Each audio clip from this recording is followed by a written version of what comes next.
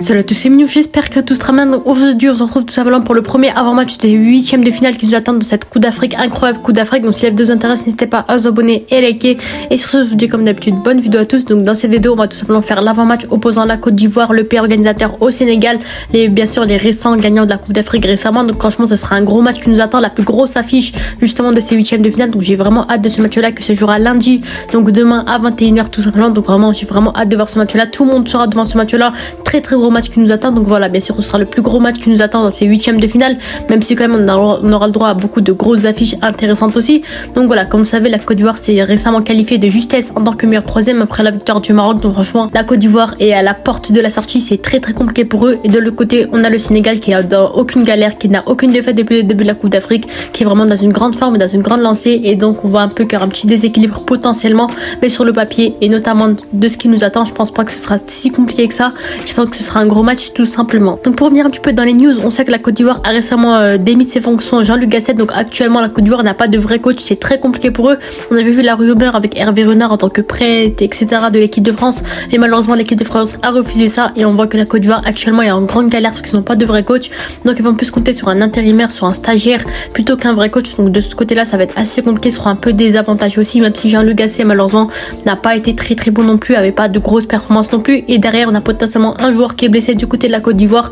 Il me semble que Ousmane Diomandé, je suis pas sûr s'il va revenir sur les terrains à temps avant le Sénégal, mais pour le moment, d'après le dernier match, il a été blessé malheureusement. Très grand défenseur central qui aurait pu apporter, malheureusement, il me semble qu'il est forfait. Je suis pas sûr qu'il soit présent face au Sénégal. Je ne sais pas du tout, mais en tout cas, il a été blessé récemment, tout simplement. Donc voilà, si on revoit un peu la forme actuelle de ces deux équipes, on voit déjà premièrement avec le Sénégal qu'ils ont fini premier de leur groupe avec un 3/3, 3 victoires pour 3 matchs joués. Donc bien sûr, comme vous savez, le Sénégal est la seule équipe qui a réussi à faire 3 victoires dans ces matchs de poule. Très grosse victoire face à la Gambie 3-0, ensuite face au Cameroun 3-1 et enfin face à la Guinée 2-0. Donc on voit qu'ils sont bien préparés pour affronter des grosses équipes et pour continuer la compétition. Ça a été de gros entraînements, de gros matchs qui ont pu bien leur préparer pour la suite de la compétition et notamment les phases éliminatoires. Donc voilà, on soit franchement le Sénégal, on connaît, c'est même la meilleure nation africaine actuellement. Et franchement, pour moi, ça va être très compliqué. C'est le pire tirage possible pour une équipe africaine. Et du côté de la Côte d'Ivoire, malheureusement, ils ont fini 3e de leur poule, malgré le fait qu'ils soient pays organisateurs, en finissant meilleur 3e, notamment après la victoire du Maroc face à la Zambie, il me semble. Donc voilà, en soi, franchement, ça a été assez compliqué quand même. Mais voilà, on voit qu'ils ont assuré quand même. Ça a été assez intéressant quand même. Malheureusement, 2 défaites et une victoire, bien sûr. Donc voilà, la victoire face à la Guinée-Bissau dans le match d'ouverture. On a vu que franchement, la Côte d'Ivoire était hypée. Ça nous a hypé. Très bonne équipe qui, franchement, assurait, gagnait des matchs, etc. Mais ensuite, ça a été beaucoup plus compliqué malgré le fait que ce soit à domicile avec les supporters, avec le terrain, avec tout ce qu'il fallait chez eux. La défaite face au Nigeria, la désillusion 1-0 et bien sûr le massacre qui se sont pris par la Guinée équatoriale 4-0. Donc on voit que ça a été très compliqué du côté de la Côte d'Ivoire malheureusement et on voit que franchement ils se sont qualifiés de justesse, pas forcément mérité avec 2 défaites et une victoire, mais en soi ils ont réussi à se qualifier, c'est l'essentiel. Et si je dois faire justement la compo probable de ces équipes là, donc je vais commencer premièrement avec le Sénégal, avec le mythique 4-3 de Aliou Cissé qui est vraiment intéressant, qui est vraiment très bon, qui franchement fait le taf qu'il faut avec Edouard Mendy dans les cages, très bon gardien qui fait partie des meilleurs gardiens de cette Coupe d'Afrique justement, avec un seul but encaissé malgré le fait qu'il a rejoint l'Arabie Saoudite récemment.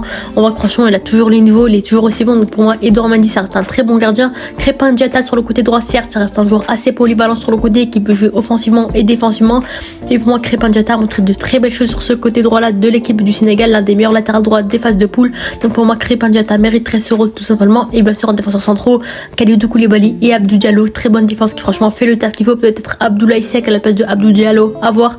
On sait que franchement le Sénégal est doté d'énormes défenseurs centraux et d'énormes joueurs en général. Kalidou Koulibaly qui a été vraiment très bon, qui a assumé ses responsabilités malgré le fait qu'il ait aussi rejoint l'Arabie Saoudite. Il a toujours un niveau aussi compétitif, il a toujours le niveau de la Coupe d'Afrique, il a pas perdu au niveau, donc franchement ça fait vraiment plaisir. Et bien sûr sur le côté gauche Ismail Jacobs qui est vraiment très intéressant, qui est offensif sur le côté gauche, un latéral assez offensif, qui apporte beaucoup de choses, qui apporte beaucoup dans le jeu, qui a des projections vers l'avant, etc.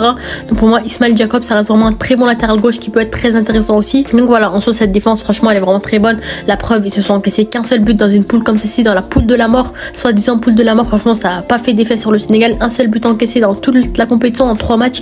Donc franchement c'est très beau de leur part. Et bien sûr le milieu de terrain qui reste aussi mythique de la part du Sénégal, avec la pépite, la jeune révélation qui a fini meilleur joueur de ces phases de groupe, Lamine Camara, qui a été très intéressant, très jeune joueur qui joue pour la première fois la Coupe d'Afrique avec le Sénégal et justement qui a réussi à finir à avoir ce rôle là, justement qui a réussi à trouver sa place de titulaire dans cette équipe du Sénégal. Sénégal, donc félicitations à lui. Pape Gueye, bien sûr, qui malheureusement, malgré le fait qu'il ait eu une suspension avec l'Olympique de Marseille, on a vu qu'il a toujours un niveau aussi bon, très bon joueur qui est titulaire dans cette équipe en tant que milieu central numéro 6 de cette équipe du Sénégal, très bon joueur qui a beaucoup apporté aussi. Et bien sûr la révélation de ce début d'année, Pape Matar Sarr, qui est excellent avec Tottenham depuis le début de saison, qui est très bon malgré le fait qu'à un moment il avait une blessure, mais il a réussi à revenir en forme dans cette Coupe d'Afrique.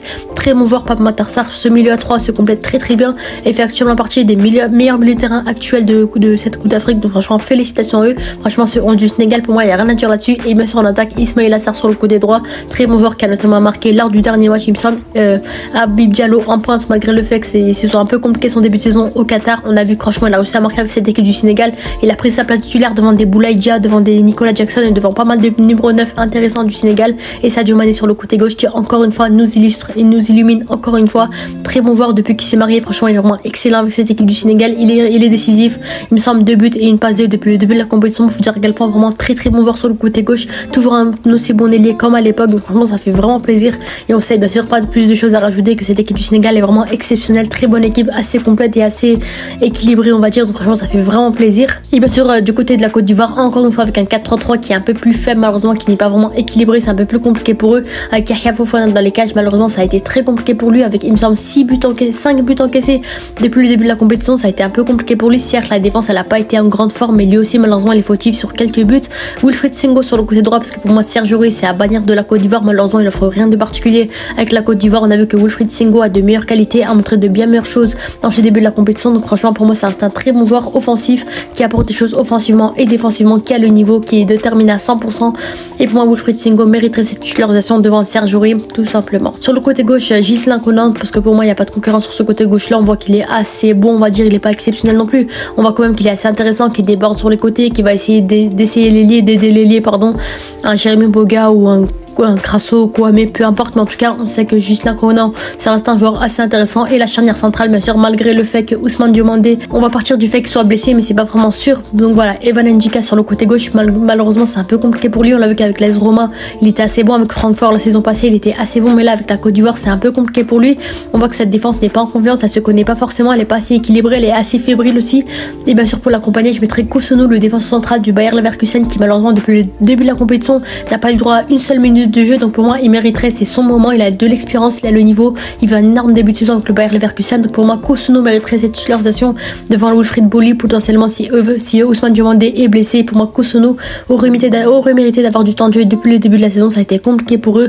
On a vu qu'en plus de ça, sans Kosono, la défense était assez fébrile. Elle se connaissait pas forcément, elle perdait beaucoup de ballons, beaucoup de buts encaissés, beaucoup d'erreurs défensives. Donc pour moi, Kosono a tout à gagner et a tout à avoir du temps de jeu tout simplement. On passe maintenant au milieu de terrain avec un milieu de terrain. Voilà, vous savez, c'est comme d'habitude, hein, ça va pas bouger. Encore une fois, on sait que le coach va peut-être pas bouger le milieu de terrain, qui a quand même expérimenté, qui malheureusement est un peu décevant depuis le début de la compétition, mais qui est quand même sur le papier très bon, avec Ibrahim Sangaré qui est bon aussi en tant que numéro 8, qui pourrait être très intéressant. Franck Kessié en tant que milieu central numéro 6 qui pourrait beaucoup apporter. Et bien sûr le meilleur milieu de terrain actuel de la Côte d'Ivoire, Seko Fofana, qui encore une fois a montré de très belles choses avec la Côte d'Ivoire, qui a mouillé le maillot, qui a été rayonnant, qui franchement pour moi Seko Fofana ça a été le meilleur Ivoirien depuis le début de la compétition. Très bon joueur qui j'espère pourra monter en avant. Kessié et Sangaré qui malheureusement sont un petit peu décevants depuis le début de la compétition. Ils sont un peu transparents quand même par rapport à des noms qu'on pourrait donner. Sangaré, on se dit Kessié. Pour moi c'est voilà, ils font partie des meilleurs milieux de terrain actuels d'Afrique, mais depuis le début de la compétition, malheureusement ils sont un peu transparents, un peu invisibles, et c'est un peu compliqué pour eux. On voit qu'ils dominent pas clairement le milieu de terrain par rapport au nom qu'on voit sur le papier. Il y a que Seko Fofana qui se donne à 200%.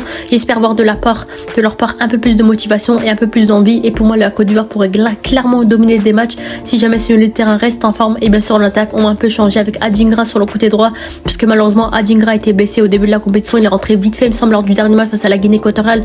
On a vu qu'il n'avait pas le droit à beaucoup de temps de jeu. Ça a été compliqué pour eux, franchement, avec la raclée qu'ils se sont pris.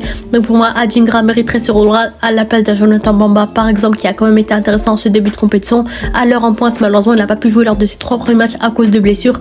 Mais pour moi, il pourrait être un peu plus intéressant qu'un Croissant, par exemple, parce qu'on sait qu'à l'heure, à l'expérience, à le niveau, il pourrait vraiment délivrer cette équipe de la Côte d'Ivoire. Il a l'expérience, c'est un bon buteur, un retard des surfaces. Donc pour moi, à l'heure pourrait offrir, peut-être mettre Crasso à la place qui a quand même montré de belles choses en ce début de compétition. Mais pour moi, Haller mériterait ce rôle-là et Jérémy Boga sur le côté gauche. Bien entendu, pour moi, ça sert à rien de mettre un Kouame ou un Diakité qui malheureusement n'ont pas montré de belles choses sur ce début de compétition. Pareil pour Nicolas Popier qui nous a aussi déçu. Donc voilà, pour moi, Jérémy Boga, Haller et Adigra pour être une très bonne attaque, contrairement à l'attaque qu'on avait contre la Guinée équatoriale qui a vraiment été très décevante. Donc voilà, peut-être mettre un Crasso, un Jonathan Baba qui pourrait être très intéressant aussi en tant que super sub potentiellement. Mais pour moi, franchement, ce 11 pourrait être très intéressant et vraiment concurrencer cette équipe du Sénégal, même si le Sénégal, on sait que c'est quand même une grosse équipe qui pourra vraiment concurrencer, qui pourra vraiment prendre le devant dans ce match-là. Et si vraiment on doit suivre des joueurs clés à suivre, voilà, pour moi, ce match se jouera clairement au milieu de terrain avec il y a deux milieux de terrain très expérimentés. Du côté du Sénégal, on a Lamine Camara, Pape Gueye et Pape Matar Sarr qui sont vraiment très intéressants, qui nous ont montré d'excellentes choses dans ces phases de groupe. Et de l'autre côté, on a Ibrahim Sangaré, Kessié et Seko Fofana qui pour moi ont été très intéressants aussi, plus Seko Fofana quand même si Kessié et Sangaré ont été un peu décevants. C'est pour ça que pour moi, ce match-là se jouera surtout au milieu de terrain qui vraiment sont très intéressants. Et bien sûr, du côté de la Côte d'Ivoire, on comptera bien sûr sur le buteur Sébastien Haller qui pour moi, ou Crasso, ça dépend qui va être aligné, mais personnellement, je mettrai Haller qui pour moi pourra clairement faire la différence. Et du côté du Sénégal, personnellement, je compterais sur un Sadio Mané qui devra porter son équipe en tant que capitaine. Certes, il joue contre une nation qui sont à domicile, voilà, devant leurs supporters extra, mais pour moi, le Sénégal pourra largement gagner ce match-là, largement dominer si possible. Donc voilà, et après les compositions, après leur forme actuelle, après tout ce que j'ai pu analyser en ce début de compétition sur ces deux équipes, si je dois faire mes pronostics, personnellement, je verrai une victoire du Sénégal 3-1. Personnellement, je pense que le Sénégal dominera clairement ce match-là. Certes, la Côte d'Ivoire pourra peut-être dominer sur la possession de balle, mais pour moi, le Sénégal est un peu plus près quand même. On a vu quand même qu'ils ont joué contre des grosses équipes en ce début de compétition. Ils ont largement prouvé face au Cameroun et la Guinée notamment, qui franchement restent des grosses nations, qui sont qualifiées pour la suite de la compétition, qui franchement sont de très bonnes équipes. Ils gagnent leur match largement avec un Aliou Cissé qui trouve les meilleures tactiques et les meilleures stratégies possibles, un très bon coach. Et malheureusement du côté de la Côte d'Ivoire, ils n'ont pas forcément de coach. C'est un peu compliqué pour eux leur situation actuelle, mais quand même on sait que la Côte d'Ivoire sera obligée de rattraper leur début de CAN après qui a été très décevant pour 2 défaites et une victoire. Donc franchement pour moi la Côte d'Ivoire n'a pas d'autre choix que de se rattraper. Ça va être très compliqué pour eux. Je sais que ça reste quand même le pire tirage possible pour la Côte d'Ivoire, mais pour moi ils n'ont pas d'autre choix que se donner à 200% pour montrer à leurs supporters quand même que franchement ils font un minimum d'efforts. On sait que la Côte d'Ivoire a beaucoup cotisé et beaucoup donné dans cette organisation de la Coupe d'Afrique. Faire en sorte que la Côte d'Ivoire gagne cette Coupe d'Afrique, ça va être un peu compliqué par rapport au Sénégal qui est déterminé aussi à gagner cette Coupe d'Afrique, cette deuxième Coupe d'Afrique consécutive.